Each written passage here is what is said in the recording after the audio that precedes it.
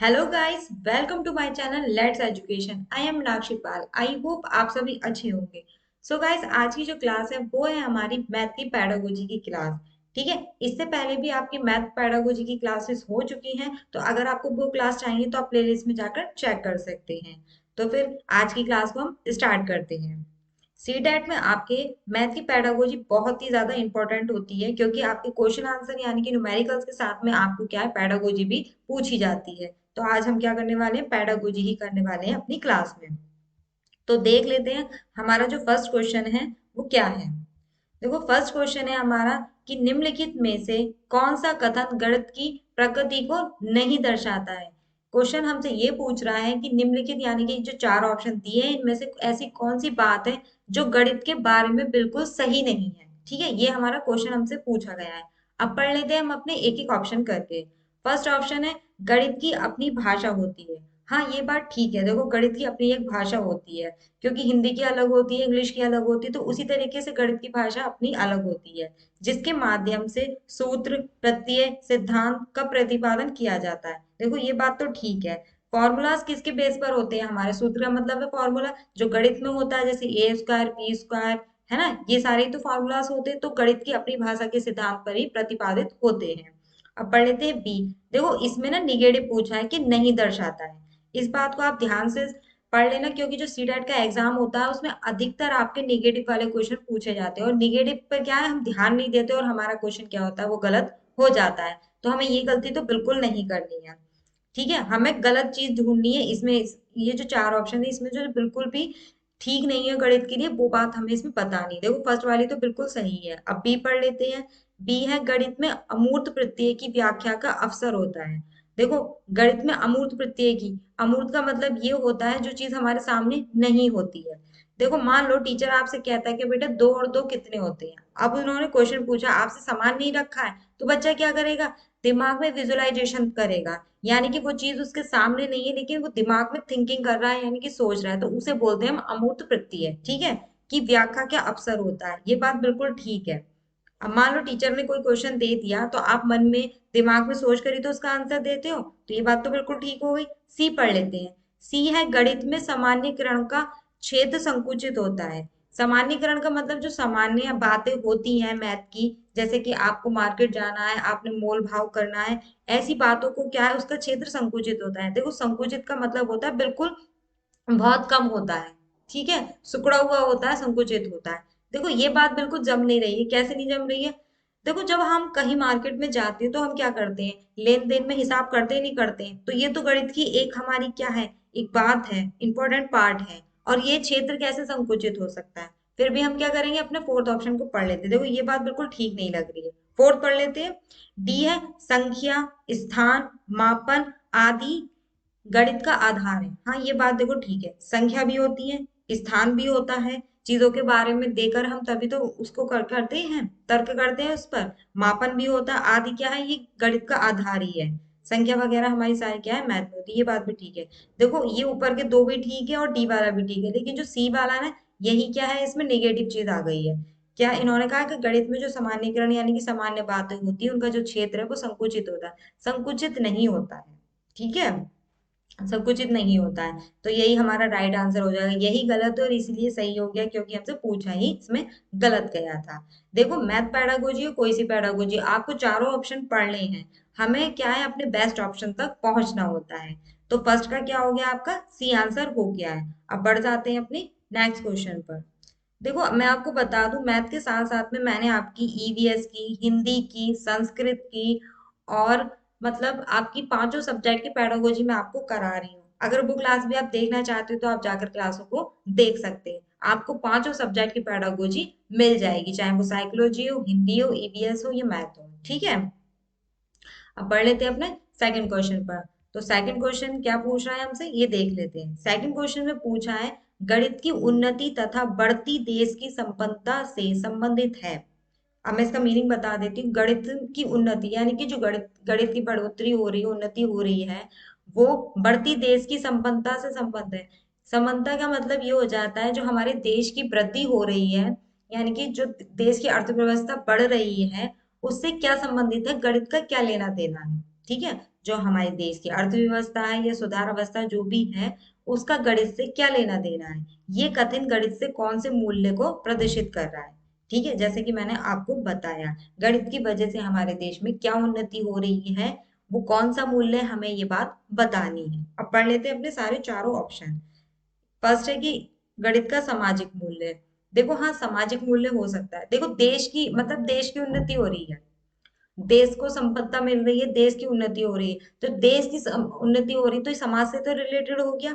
ठीक है, फिर भी हम सेकंड ऑप्शन पढ़ लेते हैं अपना, गणित का नैतिक मूल्य। देखो नैतिक मूल्य क्या होता है, हमारे जो नियम हम अपने अपने रिकॉर्डिंग बनाते हैं, चाहे वो हमारा स्कूल का नियम हो, चाहे वो घर का हो, या हमारे नैतिक यानी कि गुण हो। तो यानी कि जब देश की उन्नति हो रही है तो क्या हो रहा है, जो हमारे संस्कार है उनका भी तो मूल्य होना चाहिए ना। देखो ये भी सही लग रही है बात। सी है गणित के कलात्मक मूल्य।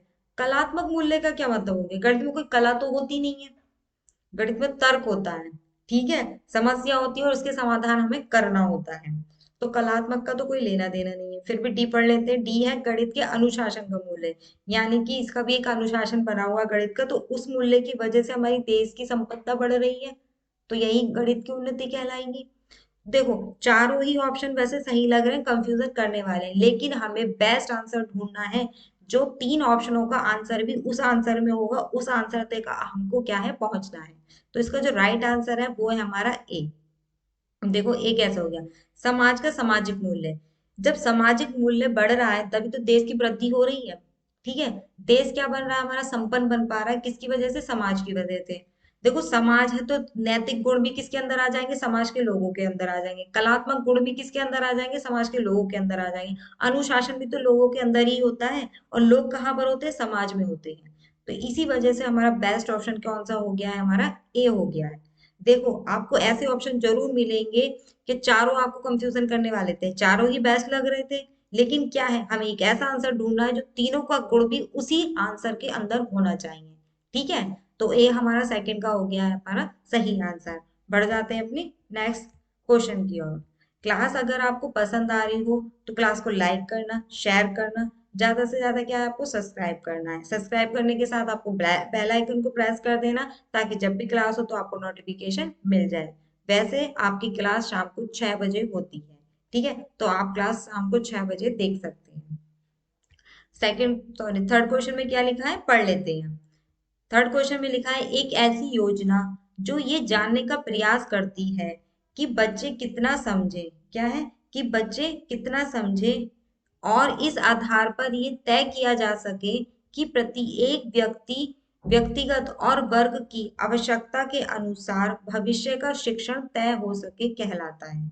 ठीक है, अब मैं इसका आपको मीनिंग बता देती हूँ। देखो क्वेश्चन पढ़ना आसान है, ऑप्शन भी पढ़ना आसान है, लेकिन पेडागोजी में क्वेश्चन में हमसे क्या पूछा गया है, बस इसका ही अर्थ आप निकाल लीजिए तो आप अपने आंसर तक पहुंच जाओगे। ठीक है, क्वेश्चन देखो लेंथी आते हैं, मैं आपको बता दूं सीटेट के एग्जाम में, ये बात बिल्कुल फैक्ट है। हमें क्या है, 1 मिनट मिलता है एक क्वेश्चन को करने में, तो जब हम एक बारी में पढ़ेंगे तो उसी को हमें हमें क्या है, ध्यान से पढ़ना है। लिखा है, एक ऐसी योजना है जो जानने का प्रयास करती है, यानी कि कोई टीचर है, वो बच्चों को पढ़ा रहा है, और वो एक ऐसी योजना है जिससे वो जानने का प्रयास करती है कि बच्चे कितना समझे। जैसे कि आप टीचर बन जाओगे गवर्नमेंट, जब आप बच्चों को पढ़ाओगे तो आप क्या करोगे, जानने का प्रयास करोगे कि बच्चे कितना समझे। कहने का मतलब ये, आपने कोई चैप्टर पढ़ाया बच्चों को, फिर आपने क्या, उनसे क्वेश्चन पुट अप करने शुरू कर दिए, ताकि आपको पता चले कि बच्चों ने कितना समझा है, कि ये जो लेसन आपने पढ़ाया है उनको समझ में आया है या नहीं आया है। और इस आधार पर ये तय किया जा सके कि प्रत्येक व्यक्तिगत का मतलब है, यानी कि हर एक एक बच्चा अलग अलग वर्ग की आवश्यकता के अनुसार भविष्य का शिक्षण तय हो सके, कहलाता है। क्योंकि जो बच्चों की समझ होती है, सब बच्चों की समझ क्या, समझने की स्थिति अलग अलग होती है।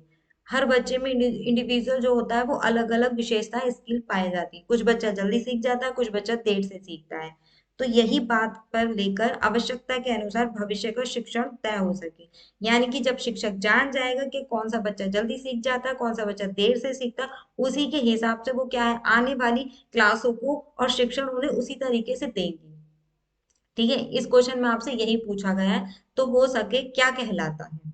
ठीक है, टीचर ने टेस्ट लिया, उनका पता करा कि कौन बच्चा कितना कमजोर है, कौन बच्चा कितना तेज है, तो उसी की रिकॉर्डिंग तो आप क्लासों में पढ़ाओगे। मान लो कुछ बच्चे होशियार हैं, वो जल्दी से आंसर दे देते हैं, तो आप क्या करोगे, उनका समझ के आगे बढ़ जाओगे। लेकिन जिन बच्चों को कमजोर है पढ़ाई में, उनको समझ में नहीं आए, तो वो बच्चे तो पीछे रहते जाएंगे। तो लेकिन टीचर का फिर दायित्व भी क्या हो जाएगा, टीचर को क्या करना, सारे बच्चों को एक साथ लेना है। तो वो क्या करेंगी, उसी के रिकॉर्डिंग क्या है भविष्य में भी या अपने अगले लेसन को पढ़ाने से पहले वो इस बात का ध्यान रखेंगी।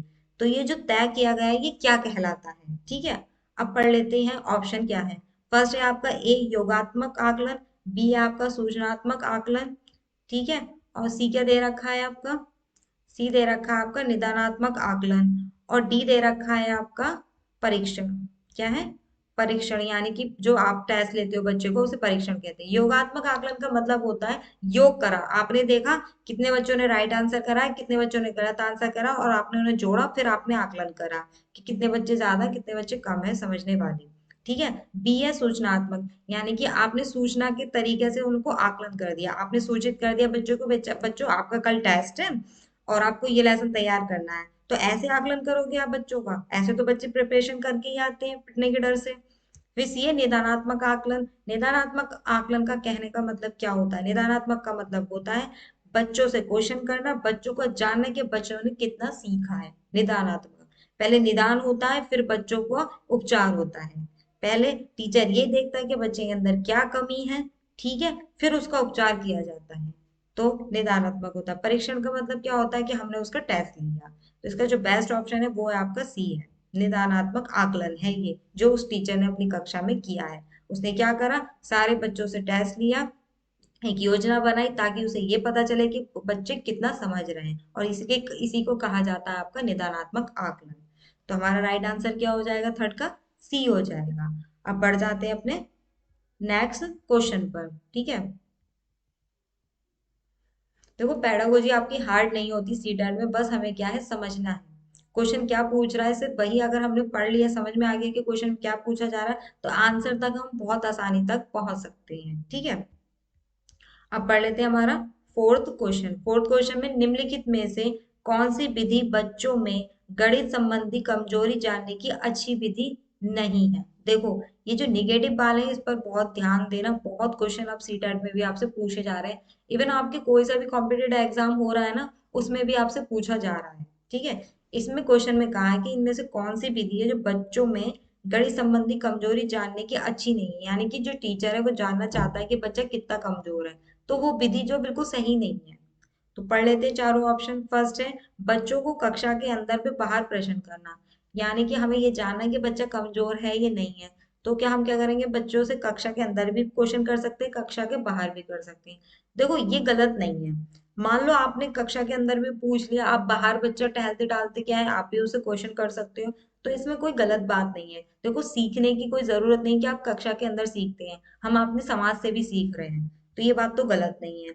बी है मौखिक कार्य, हाँ मौखिक के द्वारा भी हम पूछ लेते हैं। अब टू का टेबल हम क्या करते हैं, बच्चों को खड़ा करते हैं और बुलवाना शुरू कर देते हैं, तो वो भी तो मौखिक कार्य ही होता है।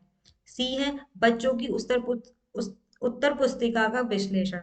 देखो विश्लेषण में क्या होता है, विश्लेषण करेंगे तो क्या है उसकी उत्तर पुस्तिका को जांचेंगे अलग अलग तरीके से तोड़ तोड़ कर, तो कोई ये थोड़ी ना तरीका होता है। ये तरीका होता है वैसे, हाँ होता है। देखो कैसे होता है, बच्चों की उत्तर पुस्तिका का विश्लेषण का मतलब यह है हमने उसकी कॉपी किताबें, आपने काम करा आपने कॉपी किताबें मंगवाई, देखा कि बच्चा सही कर रहा है नहीं कर रहा है, होता है ना। आप जब टीचर स्कूल में काम करा देते तो कॉपियां चेक करते नहीं करते हैं, तब उसके सारे एक एक क्वेश्चन को चेक करेंगे तभी तो पता चलेगा कि उसकी कमजोरी कैसी है। ये बेस्ट है। डी है बच्चों में तुलना करना। देखो यही बात गलत है, मैं आपको पहले भी समझा चुकी, कंपैरिजन नहीं करते बच्चों के अंदर, ना ही उन्हें ग्रेड देते हैं कि भाई तुम फर्स्ट हो, तुम सेकंड हो और तुम थर्ड हो, तुम फेलियर हो और तुम पास हो। ये गलत चीज होता है, बच्चों के अंदर तुलना नहीं करना चाहिए, क्योंकि बच्चे क्या है अपने आप को हीन भावना से देखने लगते हैं।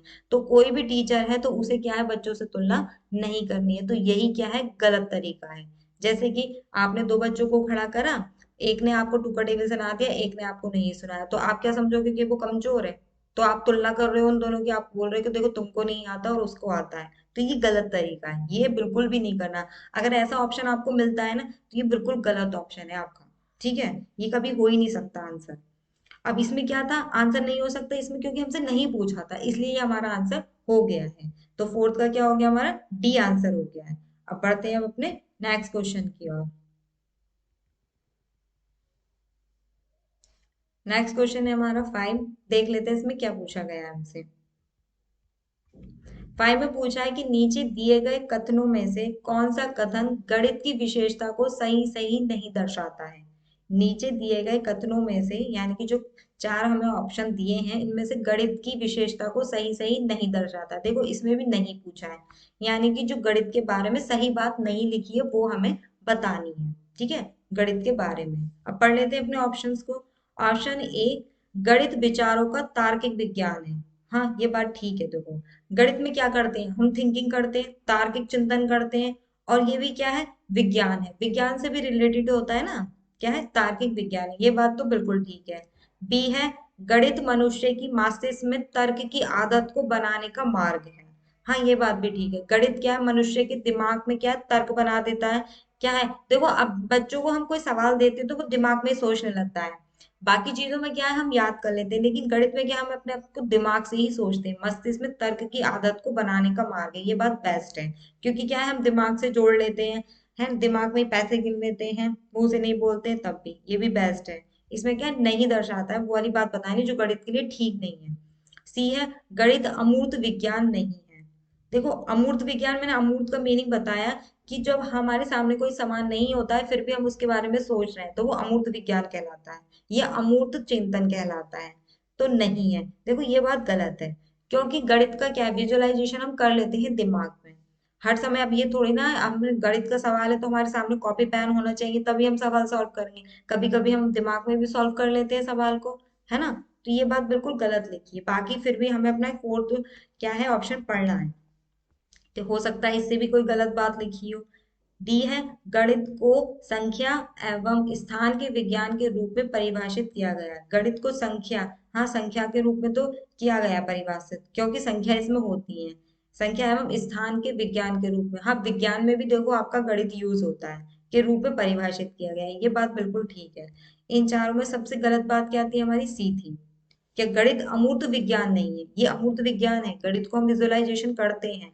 तो यही बात गलत थी, और यही हमारा आंसर हो जाएगा, यानी कि 5 का सी आंसर हमारा हो जाएगा। बढ़ते हैं हम अपने नेक्स्ट क्वेश्चन की ओर। ठीक है,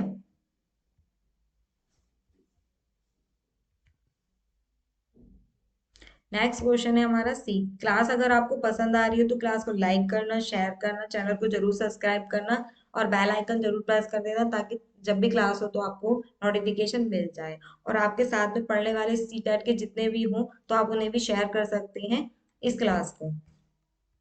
सी हमारा क्वेश्चन 6, बच्चों द्वारा गणितीय समस्या को हल करने के दौरान की जाने वाली गलतियों की प्रकृति और विशेषता को जानने की प्रक्रिया को कहा जाता है। कहने का मतलब ये है, जब बच्चा गलती करता है मैथ में, तो जब हम उसकी समस्या को हल करने के दौरान क्या करते हैं, गलतियों की प्रकृति को और विशेषताओं की जानने की कोशिश करती है। जैसे कि आपने बच्चों को कुछ सवाल दिए, आप टीचर हो, और बच्चों ने क्या कर दिया, उसमें गलती कर दी। अब आप सोच रहे हो बच्चे ने गलती करी तो है, लेकिन कहाँ पर गलती करी है, तो उसे जानने की जो प्रक्रिया है उसे क्या कहा जाता है, ये आपसे क्वेश्चन पूछा जा रहा है। ठीक है, तो पढ़ लेते हैं पहले अपने सारे ऑप्शन को। तो ए है, गणित में विषय वस्तु का विश्लेषण, यानी कि जो बच्चों से गलती हुई है तो आप क्या करेंगे, जो उसका विषय है और विषय से संबंधित जितनी भी किताबें हैं उसका विश्लेषण करोगे। ठीक है, वैसे ये बात तो ठीक लग रही है। विश्लेषण का मतलब क्या होता है, विश्लेषण का मतलब होता है हमारा अलग अलग करके देखना, हर विषय को अलग अलग करके देखना। फिर बी है, गणित में त्रुटि विश्लेषण। ठीक है, गणित में त्रुटि विश्लेषण कहा जाता है क्या, यह है कि गणित में त्रुटि विश्लेषण, त्रुटि यानी कि जो गलतियां हुई हैं उनको अलग अलग करके देखना, ये बात ठीक है। फिर आता है आपका सी, गणित में विषय वस्तु का संश्लेषण, यानी कि जो गणित में जितनी भी समान है, मतलब कि समान है विषय से संबंधित, उनको जोड़कर देखा जाएगा कि बच्चे ने क्या गलती की है। और डी आपका गणित में त्रुटि संश्लेषण, गणित में त्रुटि संश्लेषण का मतलब है जो गलतियां उसने की हैं उसको हम जोड़ेंगे, फिर देखेंगे कि बच्चे ने कहाँ पर गलती की है, यानी कि जो उसने गलतियां करी उनको सबको जोड़कर ही तो देखेंगे। ठीक है, क्या एक गलती यहाँ हुई है, दो गलती यहाँ निकाली, तीन गलतियां नहीं, चार गलती हुई, तो उसने कैसे गलती की है। तो अब आपको बताना है इसमें बेस्ट ऑप्शन क्या है। देखो मैं दो चीजें क्लियर कर देती हूँ, आपका विश्लेषण और संश्लेषण का मीनिंग क्या होता है। विश्लेषण का मतलब होता है आपका अलग अलग करके देखना किसी चीज को। क्या है? अलग अलग करके देखना होता है, यानी कि बिखेर कर देखना होता है किसी चीज को। ठीक है। और आपका जो संश्लेषण का मीनिंग होता है वो क्या होता है? संश्लेषण का मीनिंग होता है आपका जोड़कर देखना किसी चीज को। तो मैं बता दूं, जो इसका राइट आंसर है वो आपका डी है। डी कैसे है अब ये भी जान लेते हैं। देखो इसमें देखना था कि जो बच्चा गलती कर रहा है तो वो किस वजह से कर रहा है, हमें ये जानना है। तो जब हम उसकी गलतियों को इकट्ठा कर लेंगे तभी तो पता चल पाएगा। ठीक है। तो गणित में त्रुटि संश्लेषण करा जाएगा, यानी कि जो उसकी गलतियां उनको इकट्ठा करा जाएगा, तब पता कर लिया जाएगा उसने किस कहाँ पर क्या क्या गलती की है। तो जो हमारा राइट आंसर हो जाएगा हमारा डी हो जाएगा। ठीक है। अब बढ़ जाते हैं अपने नेक्स्ट क्वेश्चन की ओर।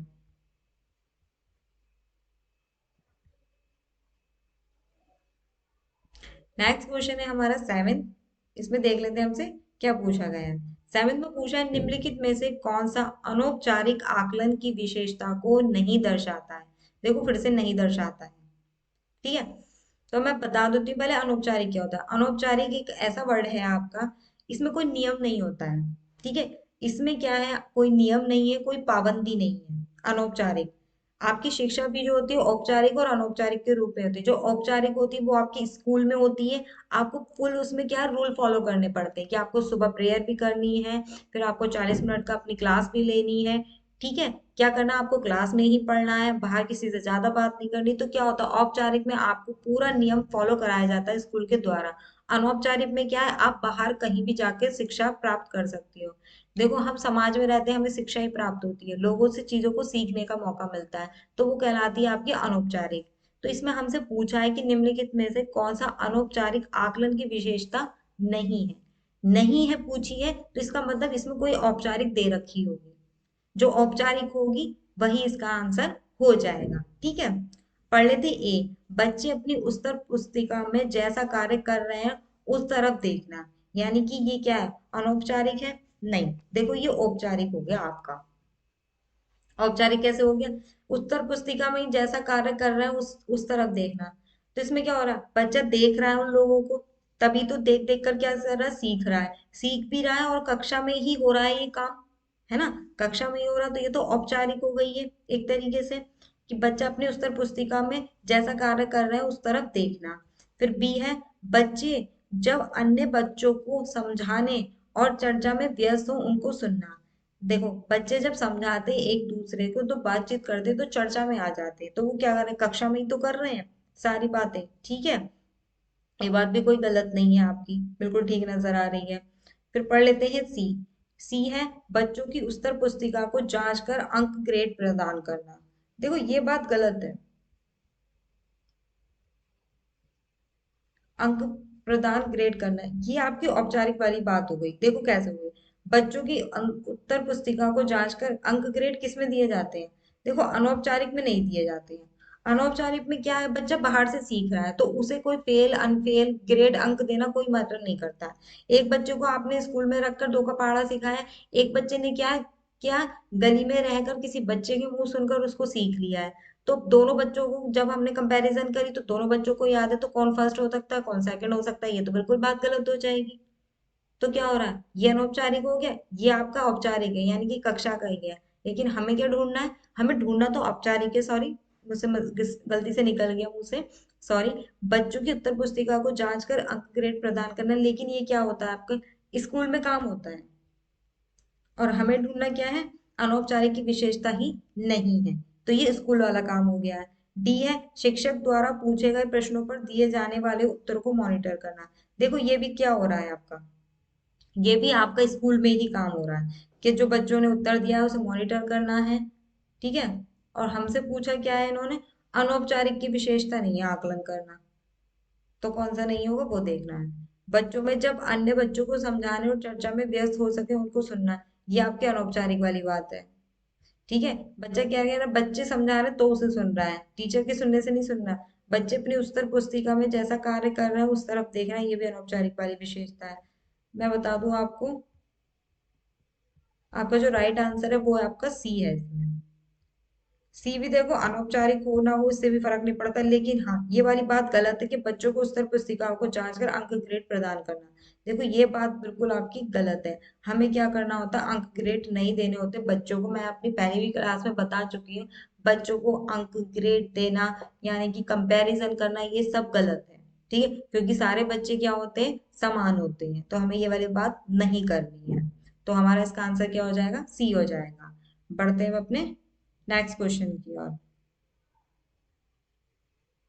नेक्स्ट क्वेश्चन है, नए प्रकरण के प्रति बच्चों का ध्यान आकर्षित करने के लिए शिक्षक द्वारा कक्षा कक्ष में प्रस्तुत की जाने वाली परिस्थितियों को कहते हैं। क्या है क्वेश्चन में, देखो नए प्रकरण के प्रति यानी कि आप कोई नया चैप्टर बच्चों को सिखाना चाहते हो, के प्रति बच्चों को ध्यान आकर्षित करना है। ठीक है, आप कुछ सिखाना चाहते हैं बच्चों को और उसका ध्यान आकर्षित करना है आपको, के लिए शिक्षक द्वारा कक्षा कक्ष में प्रस्तुत की जाने वाली परिस्थितियों को कहते हैं। तो टीचर कैसी परिस्थिति प्रस्तुत करता है उसको क्या कहते हैं, ये आपसे पूछा जा रहा है। ध्यान केंद्रित करना आपको बच्चों का।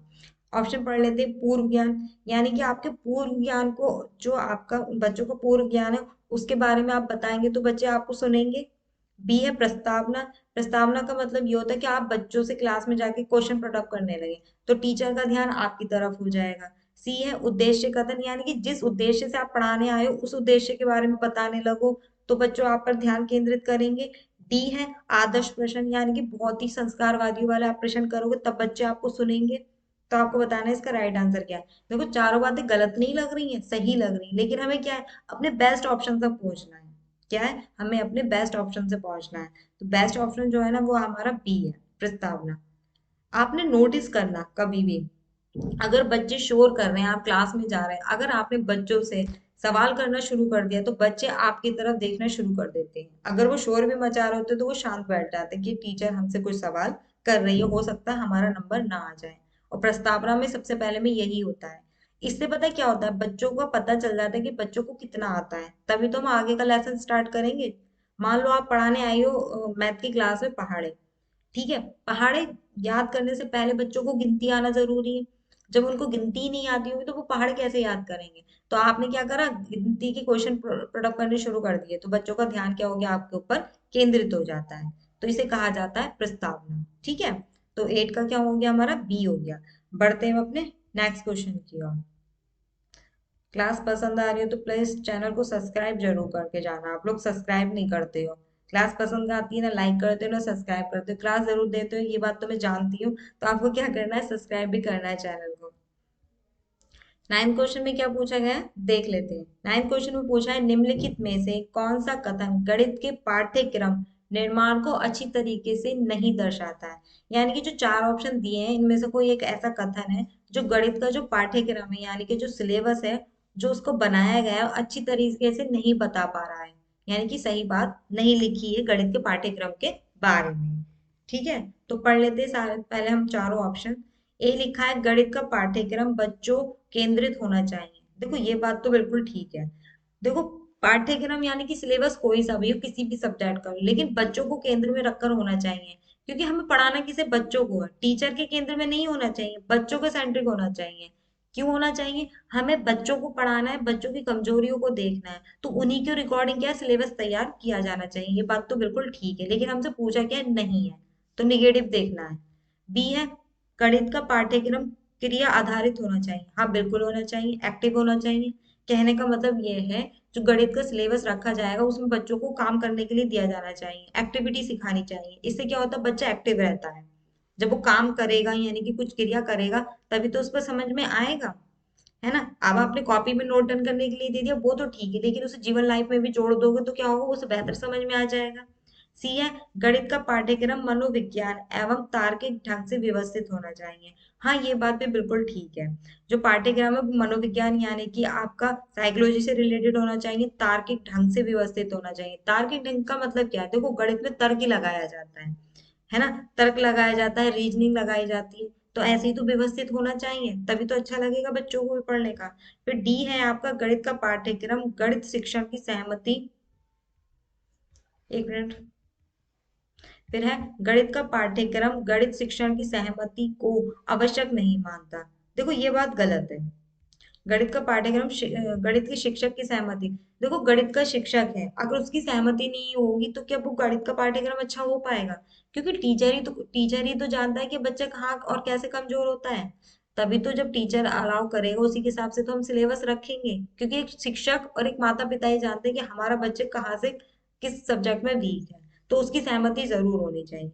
और यही हमारा राइट आंसर हो जाएगा, क्योंकि हमसे इन्होंने पूछा था कौन सी विशेषता सही नहीं है।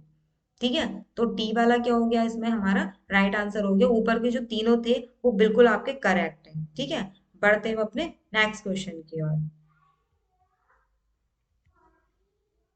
10th question. 10th क्वेश्चन में हमसे क्या पूछा गया है, पढ़ लेते हैं हम एक बार। 10th क्वेश्चन में पूछा है मूल्यांकन का निकटतम संबंध होता है। जो मूल्यांकन हम करते हैं बच्चों का, उसका क्या अर्थ है, ये तरीके से पूछा गया है। ठीक है, मूल्यांकन का मैं आपको मीनिंग बता देती हूँ एक लाइन में। मूल्यांकन का मतलब होता है जो आपने बच्चों को पढ़ाया है, बच्चों ने कितना सीखा है, क्या बच्चे कैसे सीख रहे हैं, इसलिए हम उनका मूल्यांकन करते हैं। तो जो उसका निकटतम संबंध है वो किस बात से है, ये हमसे पूछा जा रहा है। तो फर्स्ट ऑप्शन है हमारा विषय वस्तु से। क्या हमारा मूल्यांकन का जो अर्थ है यानी कि संबंध है वो विषय वस्तु से है? देखो विषय वस्तु से नहीं है।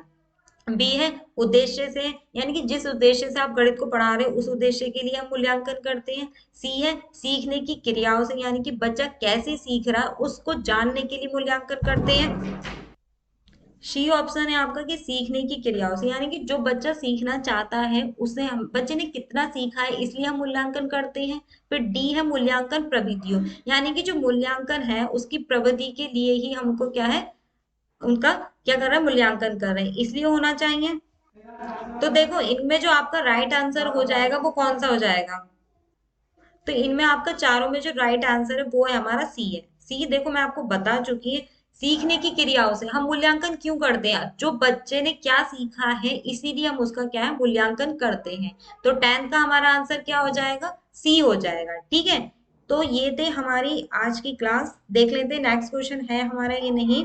नेक्स्ट क्वेश्चन है हमारा, तो ये थे हमारे कुछ 10th क्वेश्चन जो आज हमने इस क्लास में डिस्कस किए हैं पेडागोजी के। अगर आपको क्लास पसंद आई है तो क्लास को लाइक करना, शेयर करना और चैनल को जरूर सब्सक्राइब करना।